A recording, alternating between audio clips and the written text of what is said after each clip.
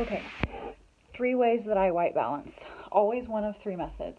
Auto white balance in the camera, Kelvin, or an Expodisc. And there's different reasons why I would use one of those methods, but always one of those 3, for me personally. Okay, let me do disclosure. I'm 100% self-taught. The only way you could say I've been taught by anyone else is like courses that I've bought online, um, and YouTube. Like, that's how I've taught myself to take photos. And I try and do one workshop a year. But I haven't really ever been to a workshop that was like camera instructional. It's all been like, here's this styled shoot we set up, have at it. Which are awesome because you can always like vibe off of someone and pick something up from like one of the other participants or something like that, and so that makes it awesome. So I love workshops, but other than that, everything I've learned is self-taught, and those are the 3 white balance methods that I like the best. So white balance to me is really important to get right in camera because I don't love editing. I don't like spending hours in front of the computer tweaking stuff, and I want my edits to be as natural as possible. I want the colors that appear in my finished product to be what I saw in real life. Part of the reason why that's important is because I do shoot a fair amount of clothing for boutiques and brands. So those clothes have to be accurately represented. I can't do like a cool Instagram preset, or I shouldn't say Instagram preset, but like no Instagram filters, no super stylized presets for Lightroom, because the color has to be true for those clothes. And so to me, it just kind of translated into everything else, because colors should be accurate as to like what was there, what was represented. So white balance is really important for me to get right in camera. So 3 ways that I do it. So auto white balance is just in the camera. Auto white balance, it's choosing for you what it thinks is correct.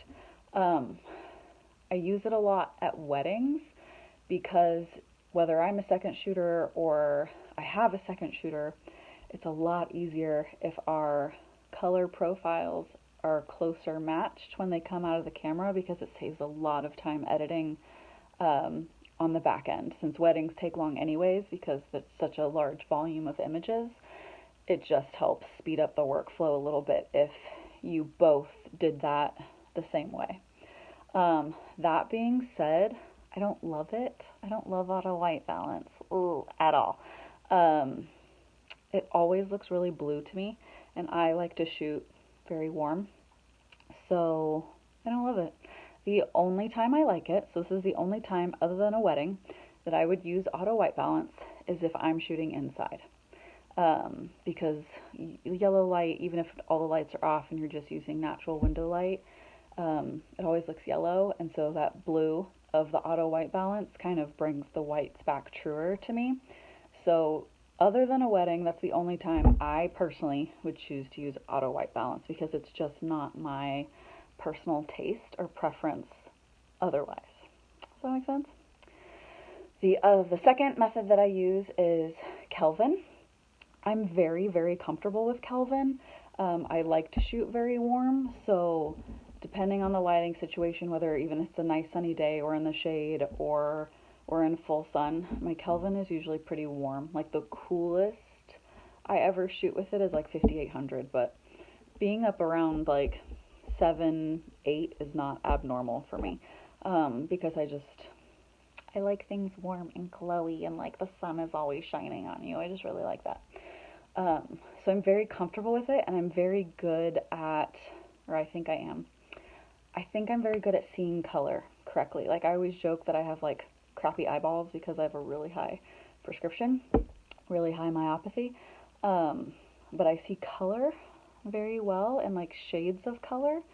At least I think I do. Like, I can tell subtle differences in undertones. Like, that's blue, but it's got a gray undertone, or that's blue, but it has a warm undertone. So I just think I see colors and undertones very well. This is probably also why I'm really a nut about white balance, because I think I can see colors well.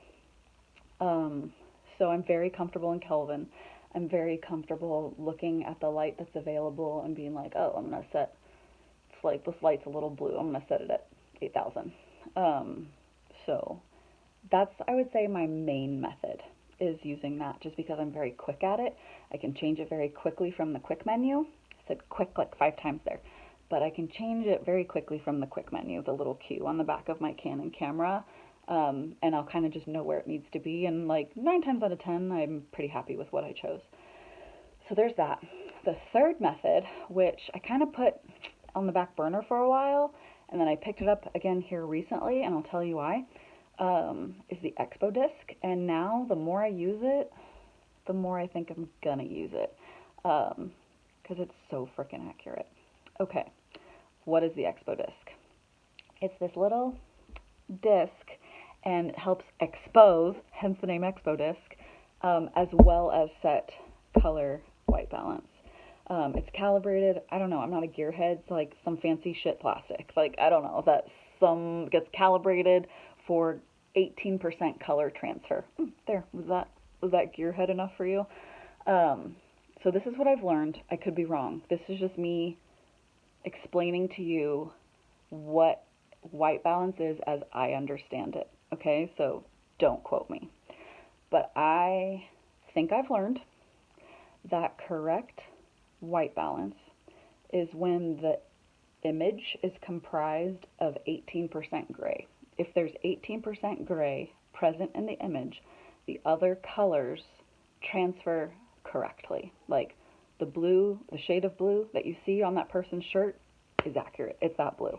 Or the red, or you know, that's what it does. So when you have the correct 18% gray present in the photo, all the other colors are correct. So what the Expodisc does is get that perfect 18% gray no matter what. And the reason I've used it a lot lately is because I've been in some tricky color and or lighting situations. So here's where I would use it. Super overcast, ugly black sky. Like, you would be like, oh, don't shoot that day. But here's the thing. Last May and June, both of those months, when it's like heavy senior session season and they need these done because they're like returning their stoles or giving it to someone else, like they have to get the photos done, every single senior session that I had was black, gray, dreary, drizzling skies. So it's like, we don't really have the option of rescheduling. Like, we're doing it. So in those instances, Expodisc, you need to use it. Because even with Kelvin, it was hard. Here's the only reason why Kelvin gets really hard. You can make it very warm or very yellow to balance a blue sky. What do blue and yellow make? Green. So then you have a kind of green tinged image. Then you get into Lightroom and you're bumping the magenta to counteract the green. So you're kind of like playing with it and messing with it a lot, and like you'll make yourself go crazy, like looking at it like, is this correct? Is this correct? Expodisc does it for you. It already comes into Lightroom with the temperature slider and the green magenta slider done. Like, there's values already there, and they're kind of specific. Like, sometimes they're generalized. Like the other day, an image came in and it was like 8,200 Kelvin, and then it was like 23 on the magenta green. I've seen it even more specific. Like, I've seen the Kelvin slider be like 8257. So like, that's how specific that is getting. And I just feel like with your naked eye and the sliding, you can do it, but you drive yourself a little nuts doing it. So this does it for you. And the way it sets the exposure, I'll make a separate specific Expodisc is video.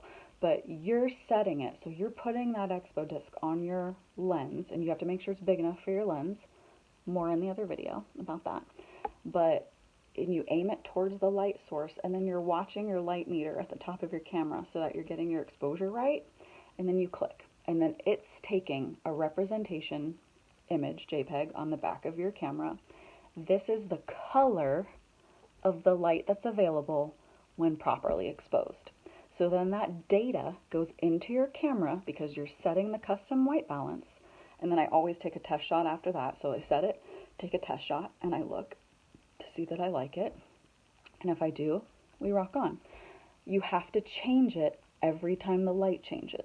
So every time you move, or you move your subject, or a cloud comes over, or something changes, you do have to reset it. It takes about 10 to 15 seconds, depending on how fast you are. You can get a lot faster at doing it, but that's the only reason I think it fell by the wayside for me for a while, is because it does take a little bit longer than setting Kelvin. But then I really always appreciate it on the back end, because when it comes into Lightroom, I don't know if you've seen any of my highlight videos lately, but it's been like done. Like, okay, I guess I'll do what I normally do, like is kind of drop the highlights, increase the shadows, or bring the shadows up, contrast. Done. Image done. I mean, because like I said, I like my colors to be what they were, what I saw. So with that Expodisc setting that 18% gray, they are true to the color that was present. And I just really like that. I like my colors accurate. So the Expodisc